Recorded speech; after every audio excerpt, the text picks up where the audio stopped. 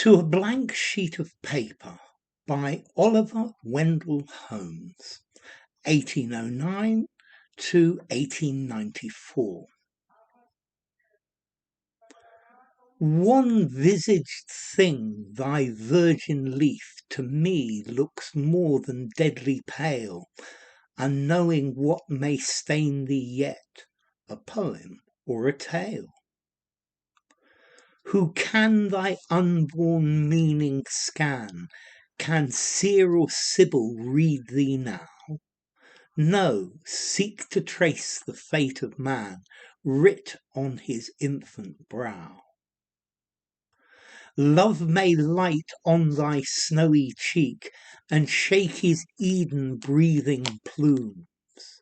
Then shalt thou tell how Lelia smiles, or Angelina blooms. Satire may lift his bearded lance, forestalling Time's slow-moving scythe, and scattered on thy little field, disjointed bards may writhe.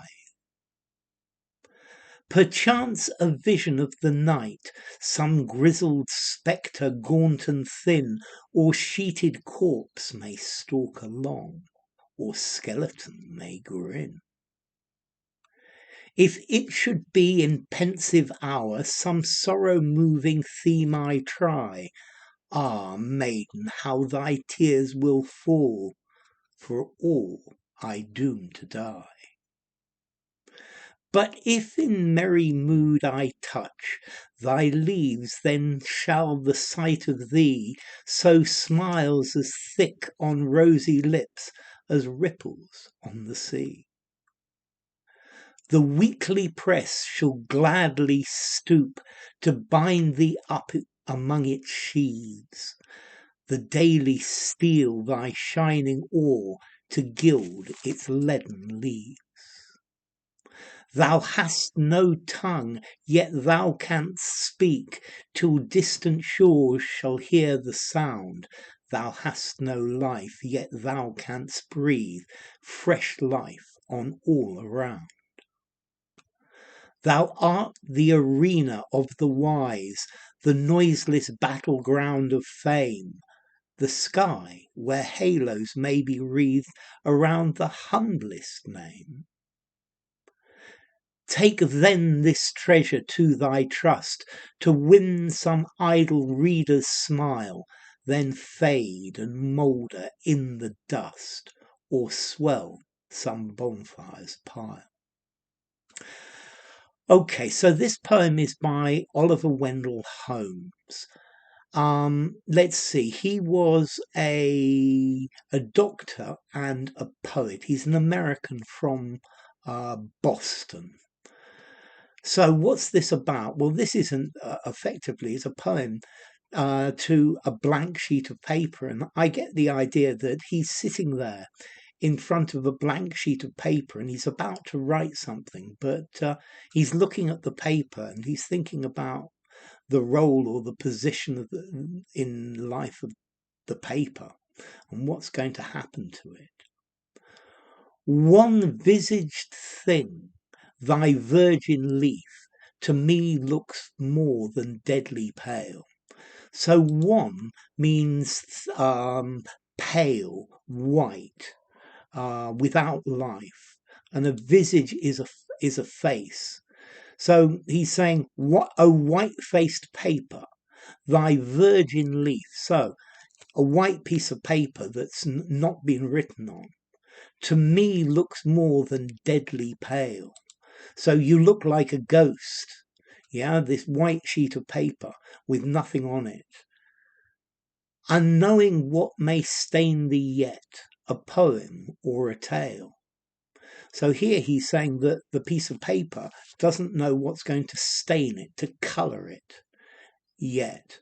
Yeah, if it's going to have a poem or a story written on it. Yeah, so this white ghost-like piece of paper, yeah, because it hasn't got anything on it yet, doesn't know what's going to happen to it. Yeah, what it's going to carry.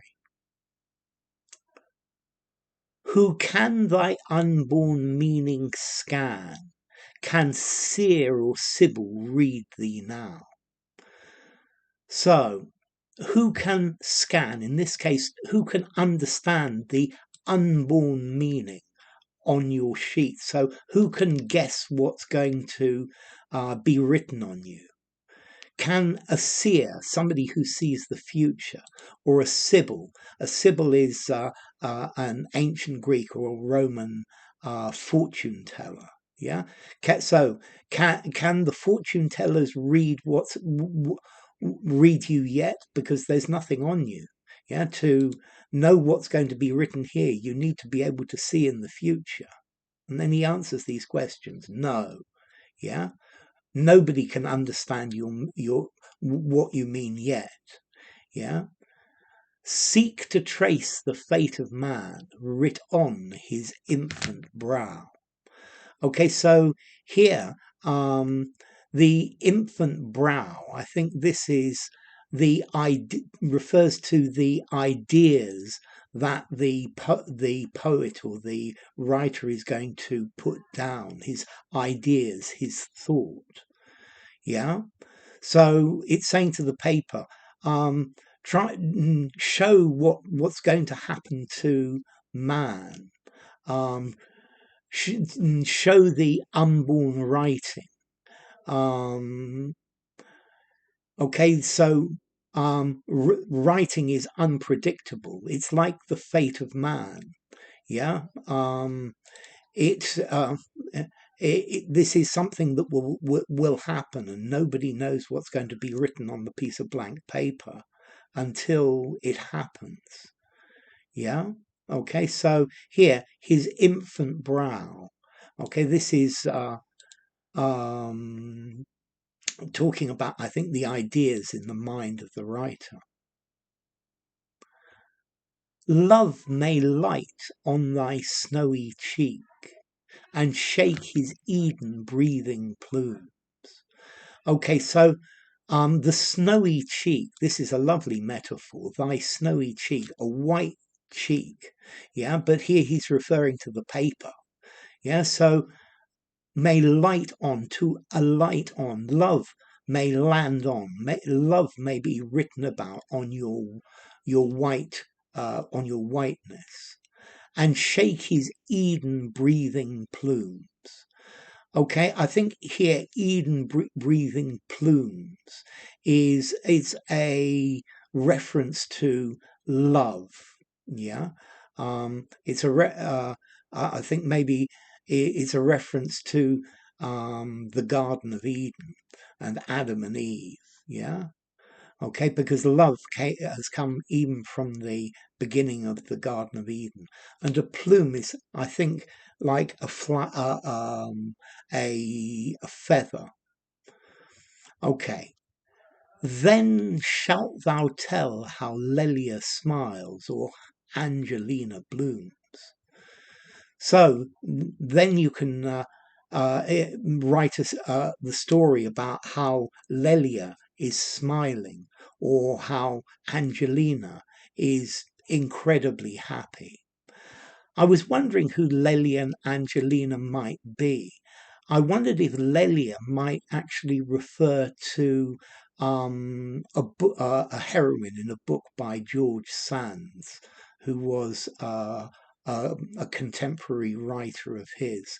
And maybe Angelina might be Angelina Grimke, who was an abolitionist of his times, and he used to write about terminating slavery. But these just might be just two random characters. So, Satire may lift his bearded lance, forestalling Time's slow-moving scythe. Okay, so maybe satire will be written on you. I think so. The bearded lance. Well, the lance is the long spear that knights used to joust with. Yeah. So maybe satire will bring his fate, come upon you. and this will um, um, mm, okay, this will give you a good, you will have a good time, and this is something that if you write on paper, then this is something that can be eternal. Yeah, the words can be handed down for thousands of years. Look at the at Pliny, for example. Yeah, time's slow moving scythe. The scythe is what you cut grass with, or you reap in the field. Yeah, you cut the corn with a scythe. Um, so maybe satire will be on you, and if I write on the paper, then this is something that can live forever. Yes, it's not something that gets old. And scattered on thy little field, disjointed bards may ride. Um, so yes, disjointed is something that doesn't hold together very well. But on thy little field, here thy little field on the piece of paper. So bards, poets can write, yeah, can move about in a disjointed way on your piece of paper. Yeah, maybe disjointed bards. Maybe this as well is saying that the poets of today are not as good as the poets who've gone before. Yeah, and that's why he's saying disjointed bards, whereas the old bards certainly were, and their poems have already been written. Perchance a vision of the night, some grizzled spectre, gaunt and thin. So maybe I could write a horror story, yeah, some gothic literature.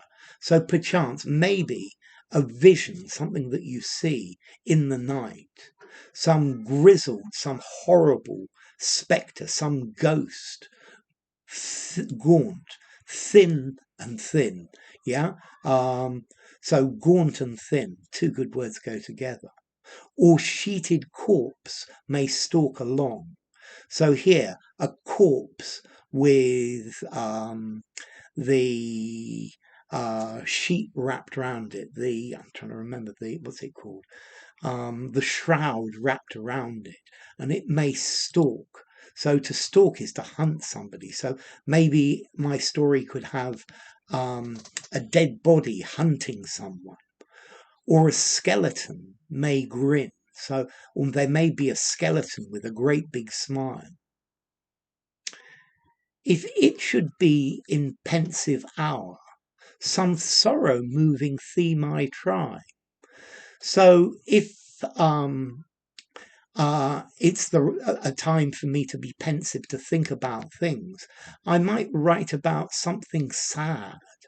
Yeah, sorrow is sadness, so something that will make you feel sad. Ah, maiden, how thy tears will fall, for all lie doomed to die. So he's imagining a lady reading this, and the tears are falling. She's crying because everybody in the story is going to die. Yeah, or maybe you're crying for the people in the story who have died. Maybe a reference to Hamlet, where they all end up dead. But if in merry mood I touch thy leaves, then shall the sight of thee sow smiles as thick on rosy lips as ripples on the sea. But if I'm merry, if I'm happy, if I'm in an upbeat mood, thy leaves, the pieces of paper, the paper, when people read them, then shall the sight of thee, so looking at you, the sight of you will grow, will create smiles, great big smiles on pink lips. Yeah, and here, similarly, and these lips are going to be like the ripples on the sea. So the sea is full of ripples, little waves. Yeah, so it will create many smiles. The weekly press shall gladly stoop to bind thee among its sheaves. So let's see, a sheave is or a sheaf ending in F, is when you cut the corn or you cut the wheat, you put it in bundles and you tie those bundles up to dry, and each of those is a sheaf. Yeah, plural sheaves. So the weekly press, the newspapers, the printers, yeah, because at this time the printer is the important person for the poet. Yeah, the weekly press, the weekly news will happily reduce itself, to stoop, to bend down, to bind thee up among its sheaves. So the paper will be taken and it will be bound in a book. So to bind a bookbinder. Yeah, so the poem or the thing that I write could be made into a book by a printer. The daily steal thy shining ore to gild its golden leaves. Or maybe something could be written for a daily newspaper, and this daily newspaper will steal thy shining ore. So ore is an unrefined metal. Yeah, but here this is referring to something valuable. This is another nice metaphor. Yeah, so the daily newspapers might use your beauty to gild. To gild is to put gold on the surface of something. It's leaden leaves. So the leaves are referring to the pages of the newspaper, and leaden, the print that is on the newspapers, the ink was made with lead. Yeah, so it's like the beautiful things written on this piece of paper are going to turn the lead ink into gold, like alchemy. Thou hast no tongue, yet thou canst speak. So you haven't a tongue, you can't speak, you're not able to speak. Till distant shores shall hear the sound. Okay, but your message can go a long way away. It can go to distant lands, to distant shores. Thou hast no life, you're not alive, but you can breathe, yet thou canst breathe. Fresh life on all around. So you can give interest and fresh information and new thoughts and wonderful things to the people who read you.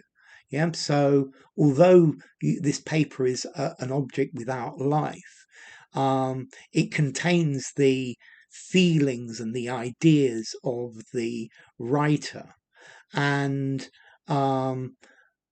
like this, the writer can live through what he has written.